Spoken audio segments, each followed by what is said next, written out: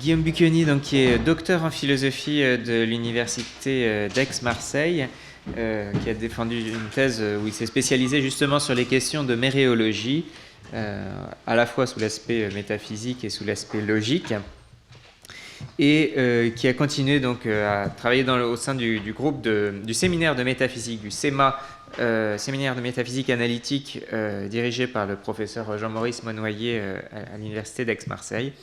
Et donc aujourd'hui, il va nous parler du phénomène du vague et de l'ontologie des objets matériels. Merci. Alors, je ne sais pas si vous m'entendez bien, j'ai pas besoin de micro peut-être. Ah si, il y a besoin d'un micro. Pour l'enregistrement. Ok, ça va. Bon, tout d'abord, j'aimerais remercier Madame Tiercelin et Jean-Baptiste de m'avoir invité, et Madame Grand-Cyr pour l'organisation, qui est vraiment très très bien. Donc merci beaucoup à tout le monde. Alors aujourd'hui, ce que j'aimerais faire, c'est premièrement proposer une définition des objets matériels, alors que je vais assumer, que je ne vais pas défendre. Ensuite, examiner rapidement ce qu'est le phénomène du vague, puis proposer une typologie des ontologies des objets matériels en fonction des principes de composition que ces ontologies acceptent. Enfin, les examiner assez rapidement une par une et montrer que il y a deux types d'ontologies qui répondent au phénomène du vague, qui sont le monisme d'existence, c'est-à-dire la théorie sur laquelle il existe un seul objet matériel, ou ce que j'appelle l'ontologie explosive, c'est-à-dire chaque région d'espace-temps contient un objet matériel. Ce sont les deux seules ontologies qui résistent au phénomène du vague. Donc si tout ce que j'ai fait là tient debout, pour l'instant, je crois que ça marche, enfin pour l'instant, hein, ça voudrait dire qu'il existe soit un seul objet matériel, un simple, soit il en existe autant qu'il y a de régions d'espace-temps. Bon, alors je commence. Par objet matériel, j'entends une entité concrète, particulière, non conventionnelle et non vague. Alors, par entité concrète, j'entends une entité qui occupe l'espace-temps. Par une entité particulière, j'entends une entité qui occupe un et un seul lieu à un moment. Et maintenant, je vais vous expliquer un peu plus précisément ce que j'entends par entité non conventionnelle et entité non vague. Je pense qu'on est à peu près tous d'accord pour définir ce que sont les entités concrètes et particulières. Donc je passe aux objets non conventionnels. Alors, la distinction entre objet conventionnel et objet non conventionnel que je développe ici est largement inspirée par les travaux de Mark Heller dans son ouvrage The Ontology of Physical Objects. Alors, on a deux façons de caractériser l'identité, les conditions de persistance et d'existence d'un objet. Soit ce sont nos conventions qui permettent de caractériser cela, soit c'est la structure du monde qui permet de caractériser cela. Donc on va définir un objet conventionnel comme un objet, on va dire qu'un objet est conventionnel si ce sont nos conventions qui nous permettent de déterminer les critères d'identité, de persistance et d'existence de cet objet. Et on dira qu'un objet est non conventionnel si c'est la structure physique du monde qui permet de déterminer cela. Alors, par convention, j'entends d'une manière très générale une création humaine, une décision qui dépend du langage, de la perception ou encore de la connaissance des choses. Et par structure physique du monde, j'entends l'inverse, quelque chose d'entièrement indépendant de l'esprit. Donc un objet conventionnel serait un objet dépendant de l'esprit. Dans le sens le plus large du terme, un objet non conventionnel serait un objet indépendant de l'esprit. Alors j'ai un petit exemple qui n'est pas de moi pour définir ce que sont les objets conventionnels, mais que j'aime bien, qui est de Eli Hirsch, qu'il a développé dans Physical Identity. Alors Eli Hirsch dit on peut construire un langage dans lequel le mot voiture serait remplacé par deux mots, voiture dedans et voiture dehors. Et on peut fixer les critères d'identité de ces voitures dedans et de ces voitures dehors comme ça.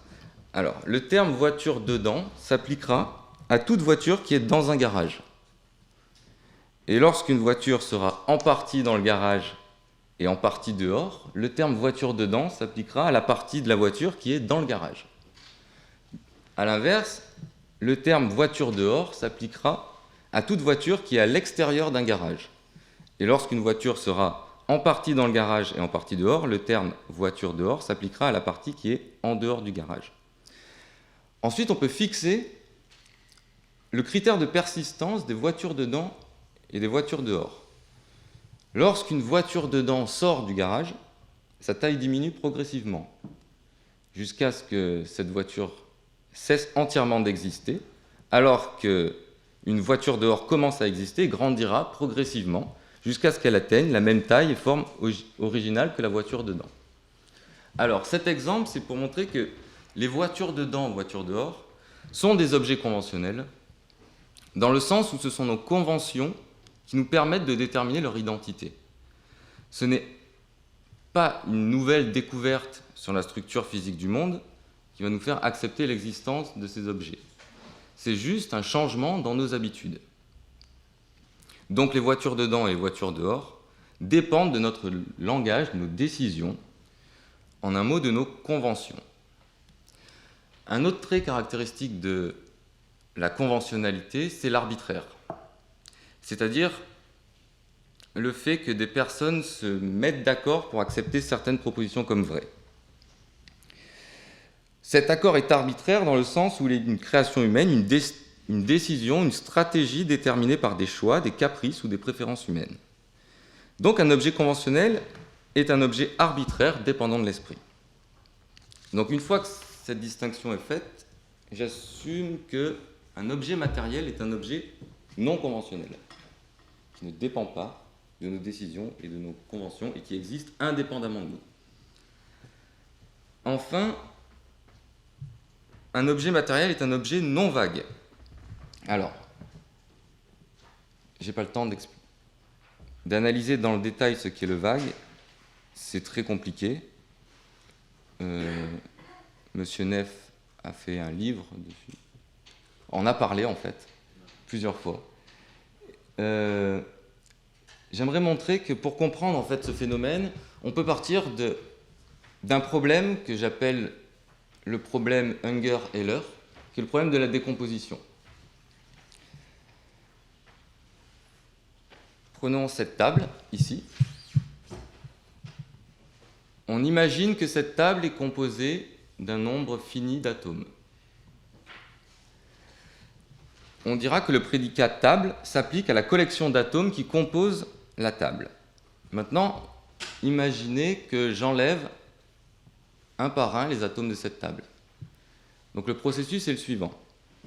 Au début du processus, qui consiste à enlever des atomes de la table, les propositions n atomes composent la table sont vraies. Si j'enlève un atome de cette table, elle existe encore. La collection de particules compose encore la table. À la fin du processus, les propositions n atomes composent la table sont fausses, quand il reste 2 atomes. Il n'y a plus de table. Et en même temps, il n'y a pas de transition nette, franche, qui nous permette de passer des propositions vraies aux propositions fausses. Autrement dit, il n'y a pas de frontière précise entre la dernière collection d'atomes qui compose la table et la première collection d'atomes qui ne compose plus la table. D'où la question suivante. À partir de combien d'atomes enlevés, la collection d'atomes cesse de composer la table et par là, la table cesse d'exister. C'est une version du paradoxe Horite. Donc, le problème, le phénomène du vague intervient parce que il semble qu'il ne puisse pas y avoir de réponse à cette question et pourtant il est nécessaire qu'il y ait une réponse à cette question si la table existe. Est-ce que je peux avoir un peu d'eau, s'il te plaît ? On a 2 possibilités pour résoudre ce problème. Merci. 2 solutions principales. En fait, il y en a plus.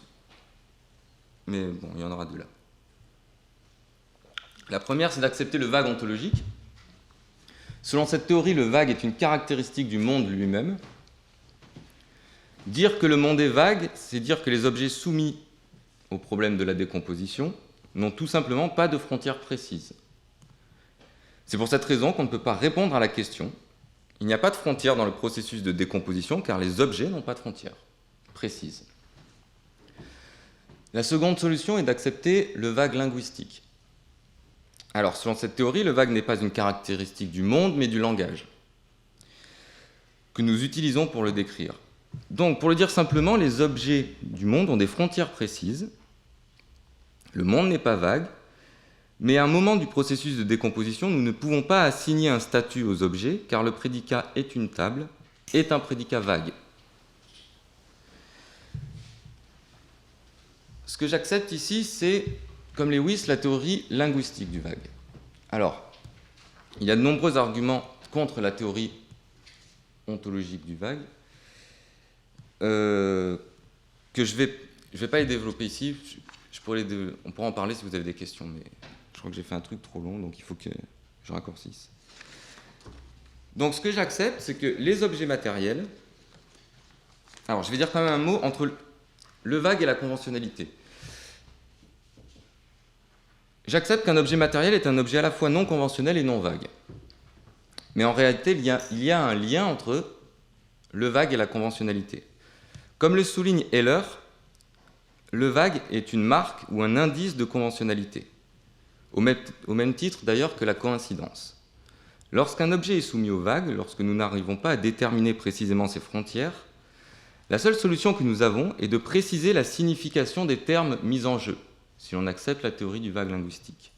Par exemple, le terme table est un terme vague, et c'est pour cette raison qu'on n'arrive pas à déterminer les frontières spatio-temporelles d'une table.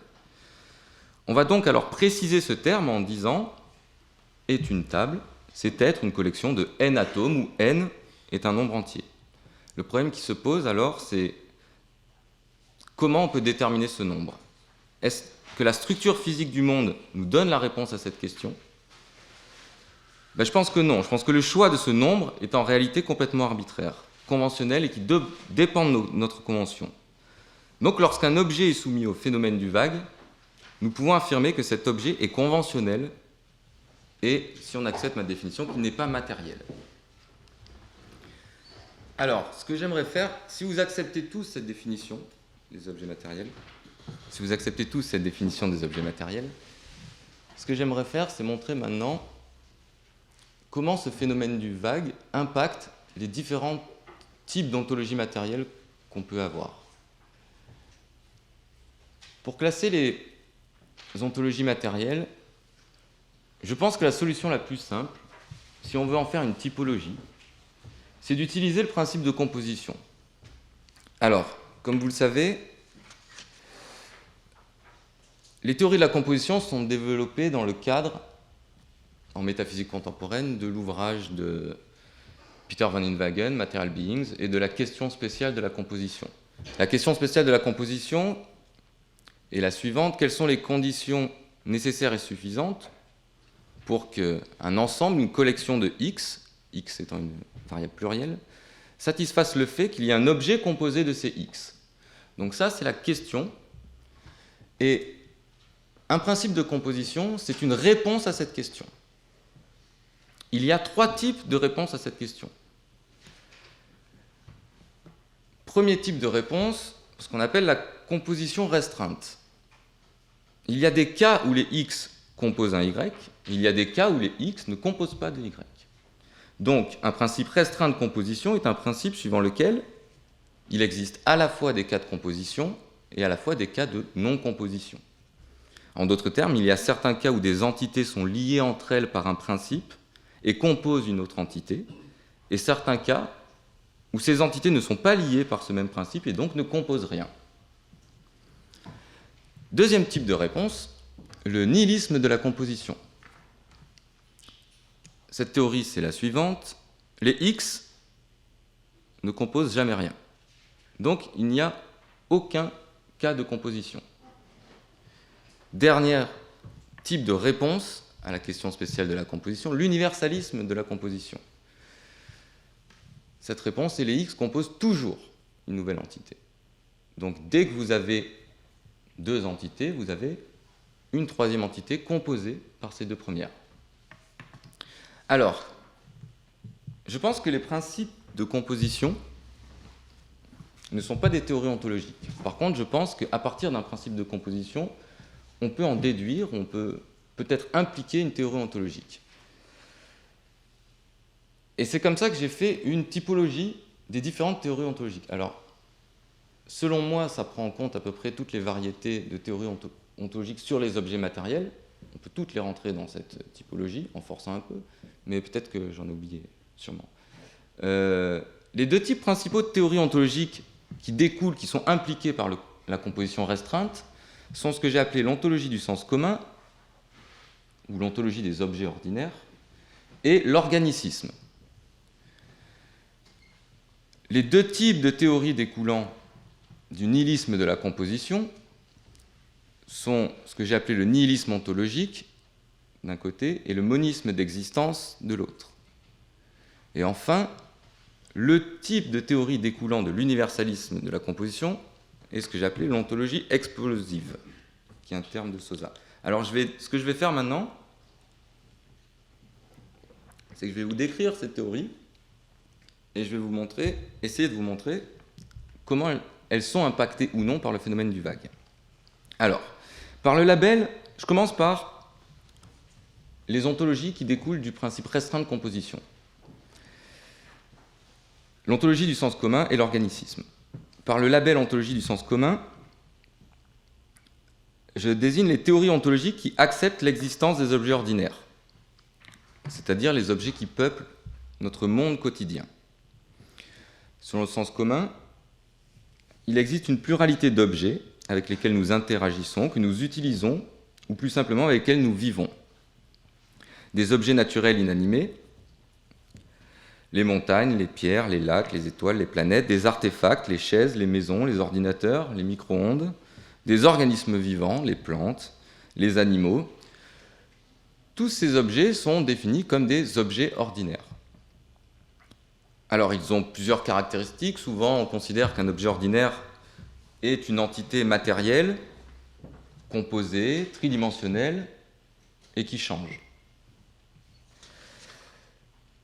Il existe une pluralité de théories appartenant à cette ontologie du sens commun. Donc, pour citer quelques auteurs, je pense à Becker, Helder, Eli Hirsch, Ned Markosian, Thomasson, Koslicki. Tous ces auteurs ont en commun d'accepter des théories ontologiques qui acceptent l'existence des objets ordinaires à l'aide d'un principe de composition restreint. Je vais vous donner un petit exemple qui est celui de Koslicki. Alors, Koslicki propose la réponse suivante. Elle a une théorie de la composition restreinte. Elle affirme certains objets, M1, M2, M3, composent un objet O d'une certaine sorte, une sorte K, uniquement dans le cas où M1, M2, M3 satisfont les contraintes dictées par certains composants formels associés avec les objets de la sorte K. Ça signifie que pour Koslicki, un objet a deux types de composants. Les composants formels et les composants matériels. Les composants matériels sont analogues à la matière aristotélicienne et les composants formels sont analogues à la forme aristotélicienne, même si Koslicki se place dans un cadre non téléologique. Les composants formels sont ce qui individualise la matière pour former des unités spécifiques. Donc la réponse de Koslicki peut être résumée ainsi: pour qu'il y ait un objet composé d'une certaine sorte, il faut que les composants matériels de cet objet satisfassent les conditions imposées par les composants formels de cet objet. Ces conditions vont être ce qui va faire que l'objet composé est un objet d'une sorte spécifique. Donc c'est bien un principe restreint de la composition, puisque les composants formels activent ou n'activent pas la composition d'un objet. Donc, à partir de cette composition restreinte, Koslicki développe une ontologie des objets ordinaires. C'est-à-dire qu'il existe un micro, un téléphone, un organisme vivant, les objets ordinaires. L'autre théorie qui découle de la composition restreinte, c'est la théorie de Peter van Inwagen qu'on appelle l'organicisme. Alors, van Inwagen accepte aussi un principe restreint de la composition, qui est le suivant: les X composent Y si et seulement si Y est un organisme et l'activité des X constitue la vie de Y, ou s'il y a seulement un X. Selon cette réponse, deux objets composent un nouvel objet si et seulement si leur activité constitue la vie d'un organisme. Dans tous les autres cas, ils ne composent rien. Le terme X, dans la théorie de Peter van Wagen, fait référence au simple ontologique, les entités sans partie propre. La théorie qui découle de cette réponse, c'est la suivante. Les seules entités qui existent sont les organismes vivants et les simples ontologiques. Chez van Wagen, il n'existe que deux types d'entités matérielles, les organismes vivants et les simples. Les tables n'existent pas, les montagnes n'existent pas, le micro n'existe pas. Donc, ces deux types d'ontologie qui découlent d'un principe restreint de composition, l'ontologie du sens commun et l'organicisme, sont impactées par le phénomène du vague, et notamment par un argument qui a été développé par Lewis et repris par Sider, que je vais vous proposer ici.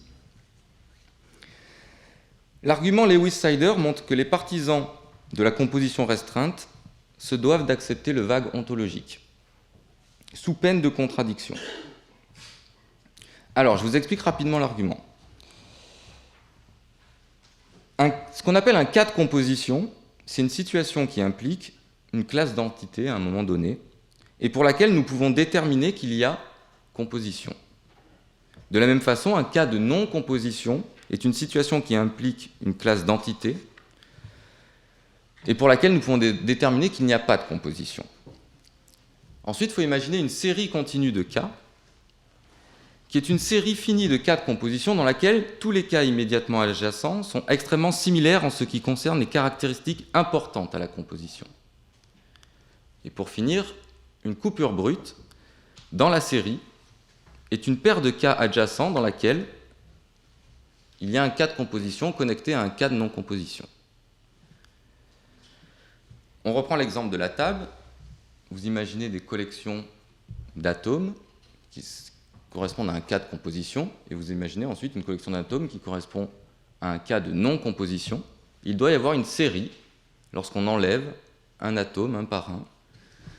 Et il n'y a pas de coupure franche, nette, dans cette série, qui nous permet de passer d'un cas de composition à un cas de non-composition. L'argument de Lewis-Sider est le suivant.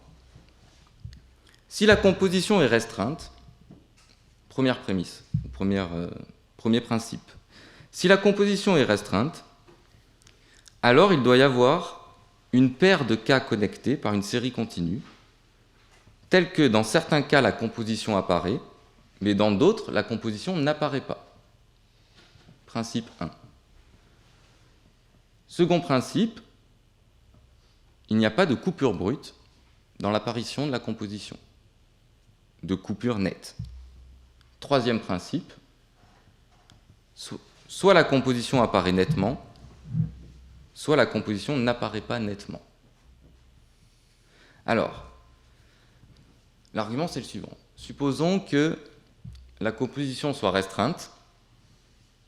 Alors, d'après le premier principe, il y a une série continue de cas qui connectent un cas de composition à un cas de non-composition. D'après le principe 3, il y a une coupure nette, brute, dans cette série continue de cas.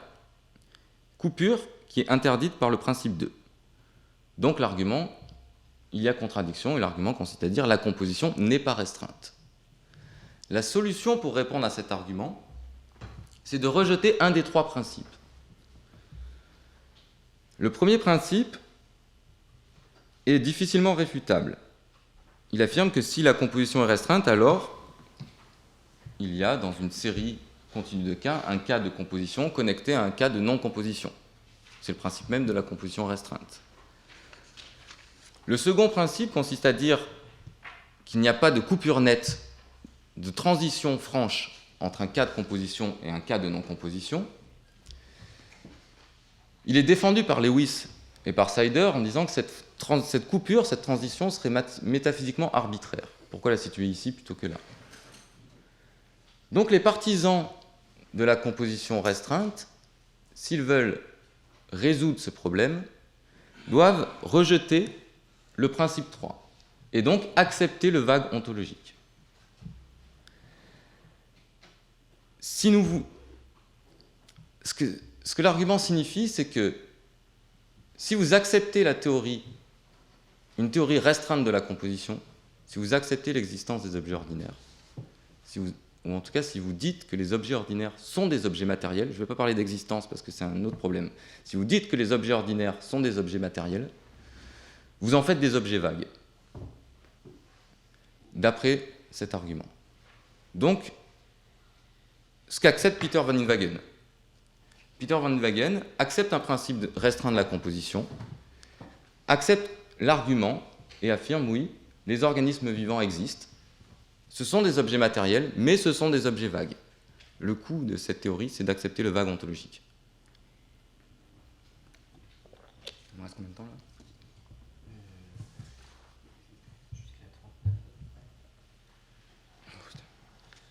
Ok. D'accord. Donc, toute théorie ontologique fondée sur un principe restreint de la composition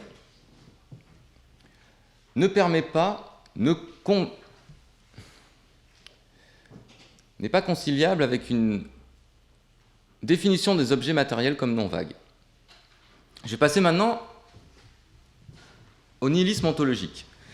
Le nihilisme ontologique est une théorie qui a un certain succès actuellement, qui est défendue, soutenue notamment par Siandor, Rosen, Jeffrey Grupp, Camp ou Ted Sider. Alors, l'ontologie du nihilisme ontologique est très simple. Il n'existe pas d'entité composée.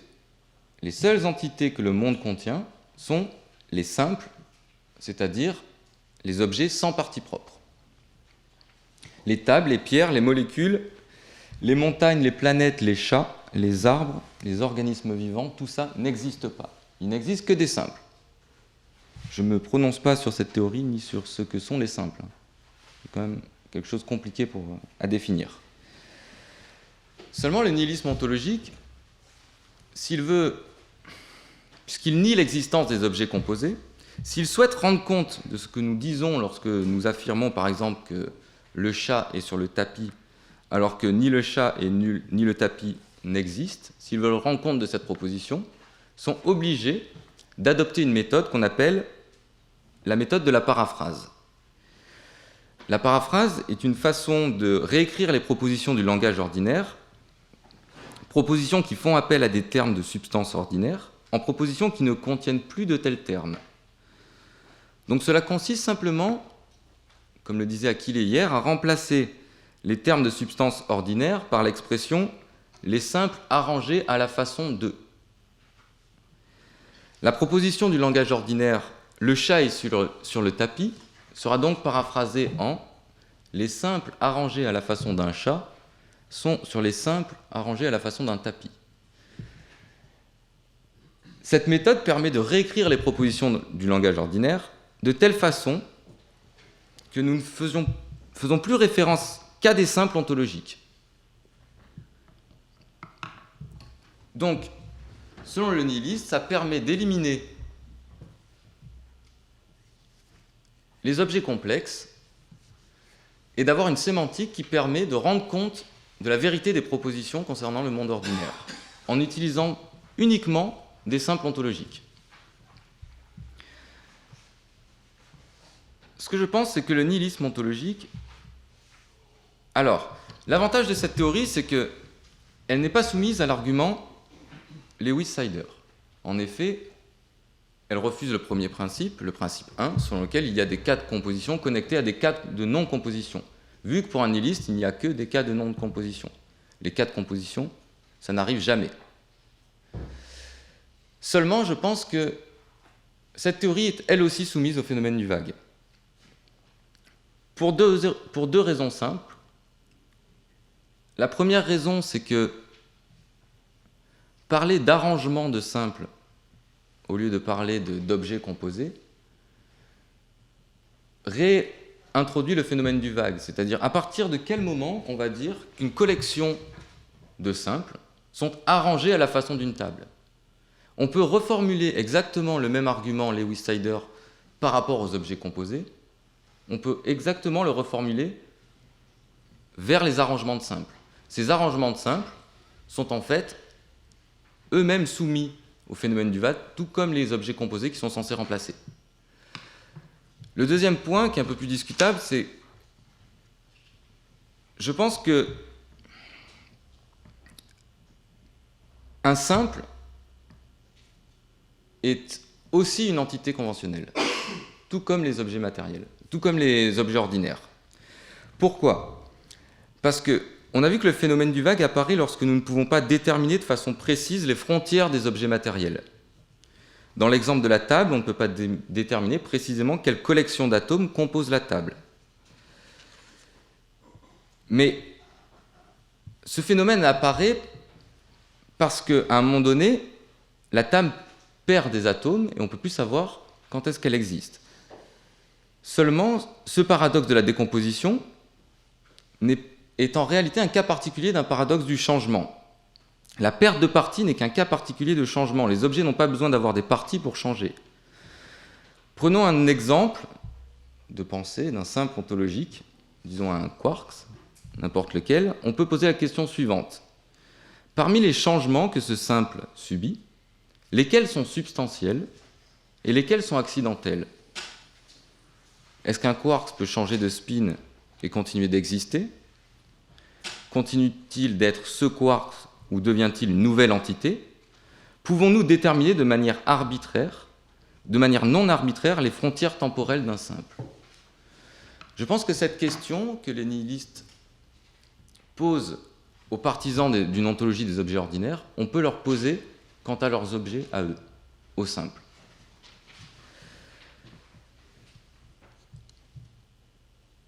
Il me reste 5 minutes, c'est ça ? Alors, je vais sauter la théorie du monisme d'existence et je vais passer directement à ce que j'ai appelé l'ontologie explosive. C'est un choix purement arbitraire. Alors, le terme ontologie explosive a été employé par Sosa dans Ontological and Conceptual Relativity and the Self. J'utilise ici ce terme pour désigner un ensemble de théories qui affirment que toute région de l'espace-temps contient un objet matériel. Ce type d'ontologie est défendu diversement par Quine, Jubien, Mark Heller ou encore Alan Seidel. Alors, tous ces philosophes défendent des versions particulières de cette théorie. Cependant, ce qui m'importe ici, c'est de mettre en lumière les points communs entre toutes ces versions, points communs qui nous permettront de faire émerger une définition commune des objets matériels. Alors, pourquoi un objet matériel, c'est un agrégat matériel contenu dans une portion quelconque d'espace-temps, aussi éparse et discontinue soit-elle ? C'est sa définition d'un objet matériel. Pour Heller, un objet matériel, c'est un morceau de matière quadridimensionnelle. Et un morceau de matière quadridimensionnelle, c'est le contenu matériel d'une région de l'espace-temps remplie. Enfin, pour Jubien, un objet matériel est du stuff, de l'étoffe, si on veut, étalé plus ou moins irrégulièrement et plus ou moins densément dans l'espace-temps. Vous voyez que la définition commune des objets matériels ici, c'est en fait occuper une région de l'espace-temps. Être le contenu matériel qui occupe une région de l'espace-temps. Alors, toutes ces théories de l'ontologie explosive ont en commun 4 caractéristiques. Le substantivalisme, ou le substantialisme pour le dire en français, l'universalisme de la composition, le quadridimensionnalisme et l'essentialisme méréologique.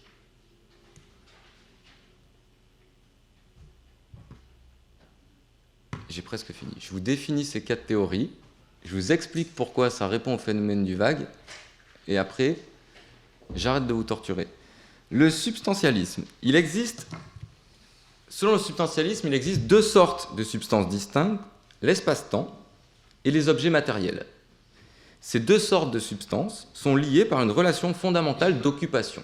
Donc il faut considérer que pour le substantialisme, l'espace-temps est une substance, les objets matériels sont un autre type de substance, il y a une relation d'occupation entre les objets matériels et l'espace-temps.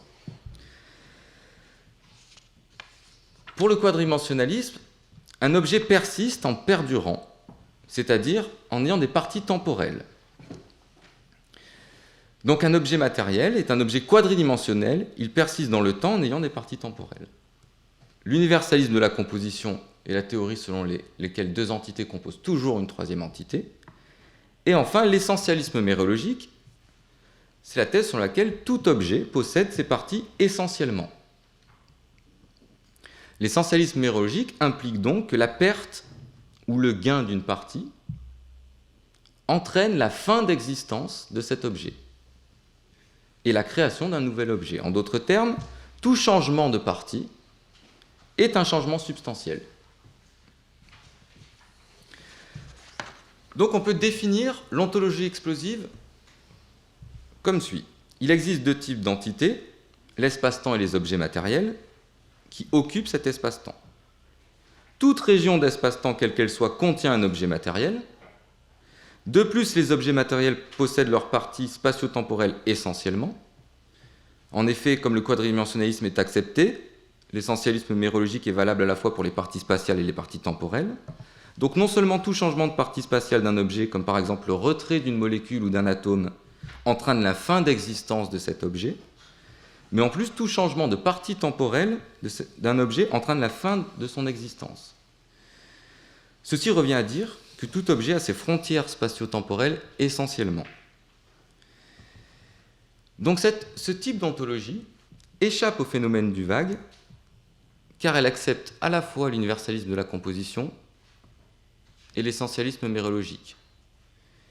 L'universalisme de la composition implique que toute région d'espace-temps contient un objet matériel. L'essentialisme mérologique implique que tout objet matériel possède ses parties essentiellement. Donc, tout changement est un changement substantiel. Donc, la perte d'une molécule entraîne la fin de la table. Alors, si tout ça, ça tient debout, c'est-à-dire que si les seules ontologies qui permettent d'échapper au phénomène du vague sont le monisme d'existence dont je n'ai pas pu parler et l'ontologie explosive, cela signifie que on peut faire une affirmation étrange qui est que soit il existe un et un seul objet matériel, simple, soit il existe autant d'objets matériels qu'il y a de régions d'espace-temps. Merci. Merci beaucoup.